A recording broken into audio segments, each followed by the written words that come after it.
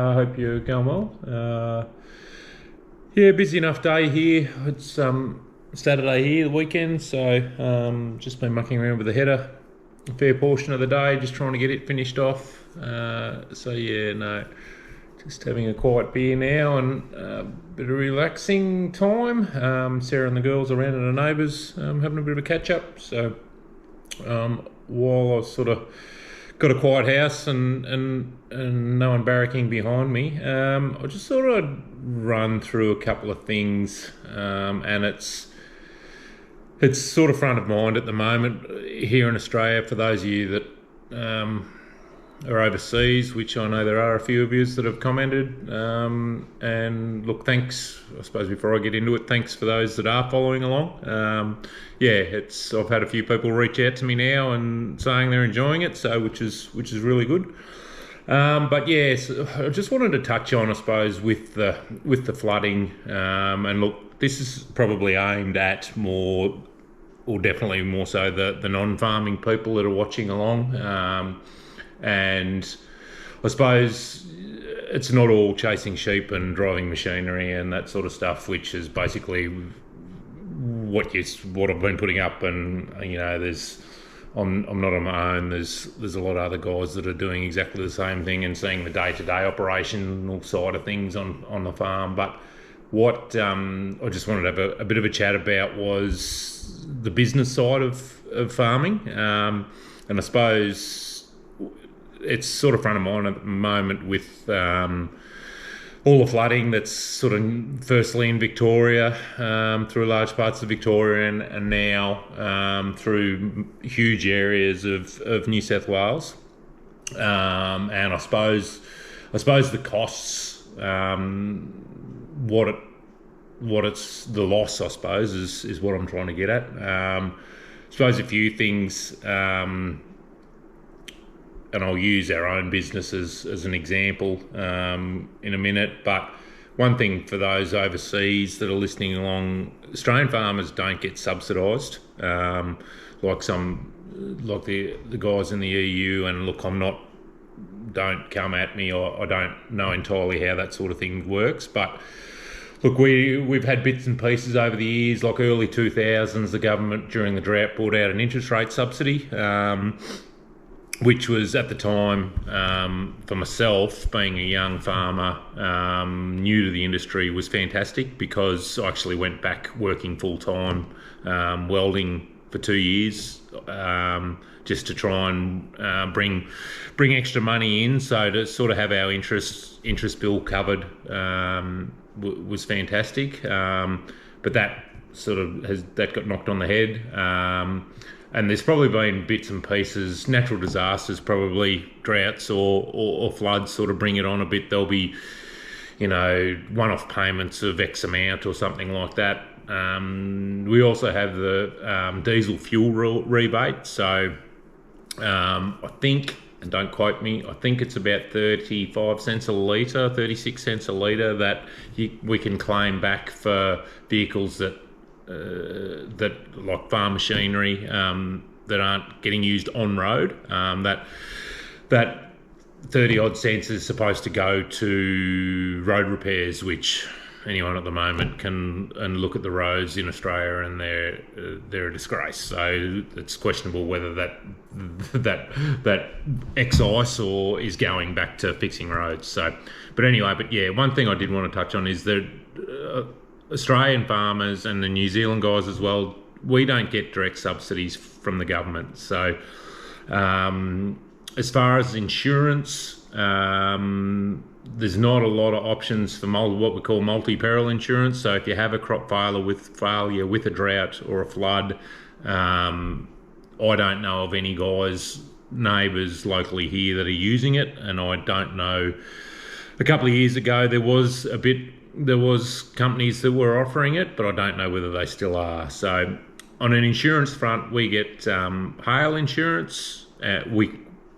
And this isn't a government thing. This is run by private insurance companies. So hail and fire are the two main ones, and also chemical drift. If there's, you've got a neighbour spraying at the wrong time of day, or you have a mishap yourself where you might have a residual chemical in the tank, and accidentally, canola is a perfect example, a Group B that's hung up in the lines of the boom spray, and you can claim insurance for that. But hail, we had a hail claim a couple of years ago. We just had some hail in a storm, and I think we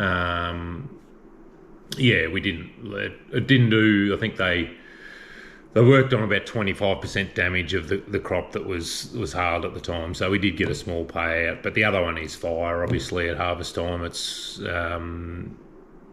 you have a head of fire or something like that. But that's the only sort of crop insurance that we have, and we pay a premium on that every year, and there's no sort of actual government insurance or government help in that front. So, but what I sort of wanted to talk about a bit was, I suppose, how our business operates, and this will give a bit of a picture when they talk on the losses up north. So I haven't really heard any figures on Victoria, but New South Wales, they're talking, I think, and please don't quote me, I think they're talking 120,000 hectares of wheat that has been damaged or won't get harvested, which is a huge area. So to put that into context, and I'll take a step back. So our business, we've obviously got our bank manager. He's top of the tree. He's the man that we go to with hat in hand, and if we need to, which we're in the situation now where we don't need to. Don't worry, that has happened, and at times, and it's it's not great. But look, droughts, and when we were in the expansion phase early on, and things went pear-shaped, that was what we had to do. So I've sort of made an oath to myself that I'll never be in that situation again. So our business, so we've got our bank manager, and we've got a really good relationship with the guys. We bank with Rabobank and have done for 20 years next year. So, and then we've obviously got our accountant. All businesses have an accountant. Same thing, we've been using the same accountant for that period of time, and they dabble in a bit of benchmarking and that sort of stuff, but we've got a fantastic relation with Bernadette, our accountant. She's been our accountant for probably 10 years at the accounting firm we use. So, and then we've engaged a company called Farmenco, and I'm not too sure what their title is, or what Eric's title is, whether Eric will probably watch this, so shout out to Eric. But he comes twice a year and basically does a business review, pulls each part of the business apart. So, the livestock, and then the cropping, and the now contracting part of the business, and we can see what's making money, what's not making money. They've also got a benchmarking component as well, so we're benchmarked across other farming businesses that they support, and they've got a big footprint in Western Australia, and a growing footprint on the eastern side of the state. But so we do budgeting with Eric. We do budgeting with our accountant as well. But and we get, I should have grabbed it, we get a benchmarking book each year that compares where we are with the other businesses they use, and also then just a standalone report for our own business. So it's been really good, especially through the droughts when we have had to go back to the bank for more money. We've been able to hand that report over, and the bank's like, yep, this is what we want. It's in bank speak. So it's that. What we pay them is well worth the money, and it's just good to get a bit of a grounding too, and it helps if you think you might be not on track with the budget and that sort of stuff, and then when you sit down and go through it and you're like, well, actually we're actually going all right, and they pull it like depreciation and really pull the guts out of it. And then we've got our agronomist, who's with Elders, commercial agronomist, and we've been with Matt for quite a long time now, and same thing, he'll give us a budget plan at the start of the year with the cropping and that sort of stuff. So But what I wanted to touch on, we use a program called AgWorld. So it's a cloud-based program.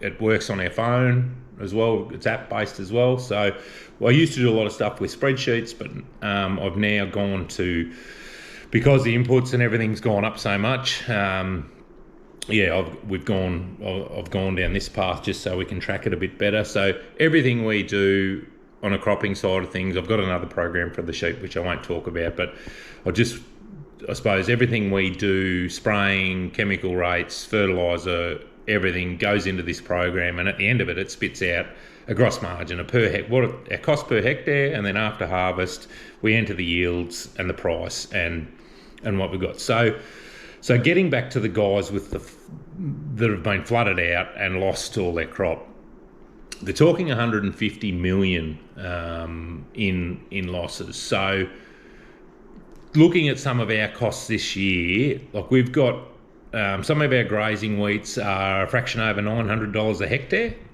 So it's easy to do the maths. If there's you could probably come back to say $600 a hectare with the price, $600 to $700 a hectare with the price of fertiliser.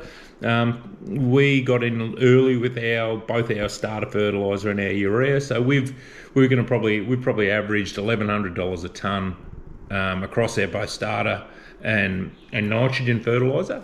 But yeah, you could work on $600 or $700 a hectare for wheat, and that's just the inputs. That's seed, fertiliser, chemical. We put a component cost in for machinery, for sowing. It's not quite contract rates, but it's up there to reflect the wages of someone driving the machine, or repairs and maintenance and that sort of stuff, and fuel. So that $600 or $700 a hectare doesn't include interest repayments, machinery repayments. So yeah, if you added them into it, you'd probably be frightened. Well, it'd be frightening. I know ours is a bit frightening when you add all that together. But look, the fertiliser costs have near on doubled last year. Everyone knows where fuel's at. But I suppose I just wanted to touch on, if you worked on 120,000 hectares of wheat I punched it in here before, at say 700. I think I better just do that again. 120,000. No, that's a million. Hang on. 120,000. 120,000 times. We'll call it 700. That's $84 million is what it's cost those farmers. And these are only ballpark figures, but I just want to put a bit of correlation, I suppose, between when they say there's been $150 million losses.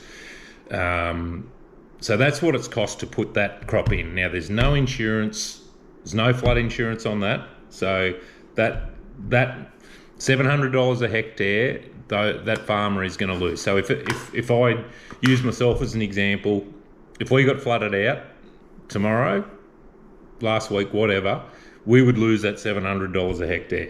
Gone. We would have to go back to the bank next year and borrow that money to put next year's crop in. Canola-wise, we'll stay on wheat. So if we'll work on a 3.5 tonne average. So at the moment, wheat delivered for us locally is for APW, which is the sort of space grade. It goes up in grades and obviously down in grades from that. At the moment, delivered Tocamore for us, we're sitting around that $430. So if we worked on $400 a tonne, give or take, 3.5 tonne with the season they had prior to it raining, or prior to the flooding, it would be probably reasonably conservative, maybe. But an average across that area is probably not far away. So 3.5 tonne at $400, there's $1,400 a hectare. So we multiply that by 120,000 again. we're actually at 168 million. That's about what someone won on Powerball on Thursday night. So you can see where when they talk the losses, and that's just for wheat alone. That's not for chickpeas or canola or barley. That's purely just for wheat. So I just wanted to put this little spiel up just to give the guys that aren't in the farming game, that live in the cities and that sort of stuff, I suppose just to give them a bit of context of how a farming business works. So those guys will have, when you've got big acres. Look, there's not too many people that aren't running an overdraft. So you add to that cost of your $600 or $700 a hectare, as I said before, machinery, interest, repairs and maintenance, fuel. So when they talk 150 million in losses, I think that they're probably talking what the crop value was that was going to be harvested, not what it cost to put the crop in. So anyway, I hope that gives a bit of context. I don't want to ramble on, it's too much, but I hope that gives the non-farming guys that are watching along a bit of context on what it actually costs nowadays to run a farming business. So, and that's, look, you go down to Victoria, it's a big dairying area, so you throw into that pool, pardon the pun, of milk tankers weren't able to get to dairy farms to empty vats, so the vats have got to be, but the milk's basically been tipped down the drain, or cows aren't getting milked at all because there's no power. And the fruit trees, like that's another one. Fruit trees underwater. It's all going to add up. But I just thought I'd give a bit of context on the cropping side of things, because it relates back to our business. So anyway, I hope you got something out of it. I hope you're enjoying it. Thank you to those that have reached out and said they're enjoying it. I haven't had any bad feedback yet, so no doubt that'll probably come. But anyway, have a good weekend, and keep watching along.